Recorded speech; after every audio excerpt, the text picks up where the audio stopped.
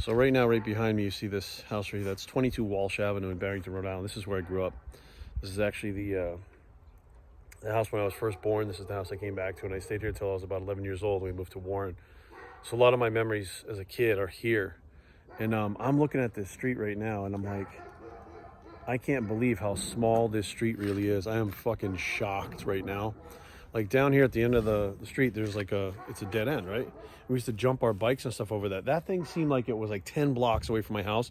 It's like 50 feet. Like I can't believe how short it is from the house to there. Like I'm shocked. Like this whole front end of this house was originally a porch. Like that was like a screened in porch on the front, and then it was flat. And then, I mean, I'm just like, I'm looking at this and I'm like, I'm absolutely shocked at how small it is. How it was huge. Like right here, we have all these bushes. Right here, right there. I'm trying to do this backwards. We had these sumac bushes growing, and it looked like bamboo. And one day, I broke the things off, and my brother were hitting each other with them. My mom goes, "What are you guys hitting each other with?" I said, "Bamboo." She goes, "What bamboo? There's no bamboo here." I said, "Right there." She goes, "The poison sumac." She goes, "Put it down." So we put them down. We go in the house, and I guess we weren't allergic to it. Nothing ever happened. But she was like, "You're hitting each other in the head with sumac," like. But I look at it now, and this yellow house right here was Jerry and Mary's house. She was an older lady. She had this 68 Mustang in mint condition, like even had the original tires. My dad used to joke that it had the original tank of gas in it. And back there, there's a garage. If you can see it back there. That garage, her nephew Jerry used to sit in. He lived with her. And there was a show called Welcome Back, Kotter when I was a kid. And the guy's name is Horshack. He's been in a lot of other things. He was in Jason Lives, Friday the 13th, Jason Lives. And one day we had a pool in the backyard here. We looked over the fence, and he was sitting there. We were like, Mom, Horshack's over there, Horshack's over there. And she was like, oh, no, not Horshack, I'm sorry, Epstein. Bobby Hedges was his name. Horshack was the other guy. Epstein was his name, Bobby Hedges.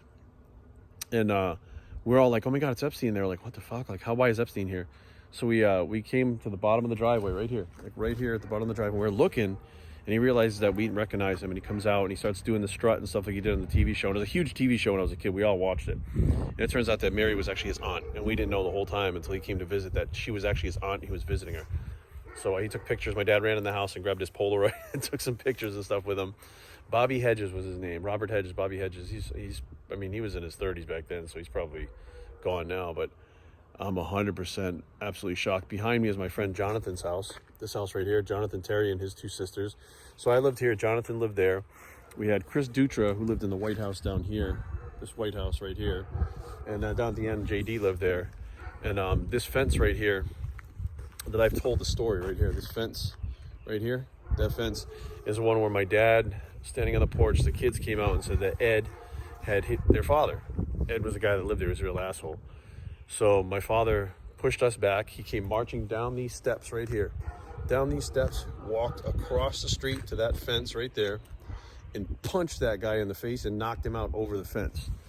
Now, before you go, why is your dad so violent? The guy that he hit, who lived here, Jonathan's father, was actually crippled. He had an accident at work, and his hand was actually crippled. He couldn't fight.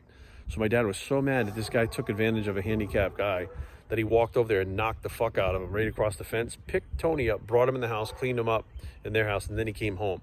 So me, Justin, and the other kids that lived here, we watched this, and we were like, holy shit. And that's probably the first thing in my life that I go back to about standing up for yourself, but standing up for other people that can't stand up for themselves. And that was something that my dad didn't really try to teach us. He just kind of acted, and his actions taught us. If someone can't defend themselves, then you defend them for them. You protect them. But again, I'm just so shocked. I'm horrified at how small this road really is. This was the most giant, like this thing was like the size of the entire country when I was a kid. And it's just like, wow. So this is a park down the street from my house where I grew up. It's like a few streets away. It's called Lather Marina. And I used to come down here and go fishing with my cousin Chris. It's a little overcast today, but this is where I grew up. Like your stereotypical New England coastline. Looks like Maine or Cape Cod or something like that. It's actually low tide. Let me see if I can get a little shot of the tide over here. And we used to go down in here and find horseshoe crabs and pig claw hogs and all kinds of shit. Then we'd go over, there's a pier over here behind me. We'd stand on that pier and cast our lines out there and catch baby bluefish. I call them skipjacks. And I had zero appreciation for this when I was a kid. I had zero appreciation for this growing up around here. I just took it for granted because this is where I lived, right? This is, it's just how life is. And Now I live in a state where you got to drive 3 hours to go to a beach, and I literally grew up 2 streets from the beach. And things change, you know. This place definitely looks the same. Like it doesn't really look any different, even though so much stuff has changed around the rest of the state. Latham's is pretty much still the same, so it's a little bittersweet, you know, to come back and see this and as an adult realize really how amazing it is and how amazing it was to grow up like that. Smell the salt. You get all those ducks out there, and I can hear the seagulls, which we don't hear back home obviously because there's no water, so you don't hear so many seagulls, but such a great place.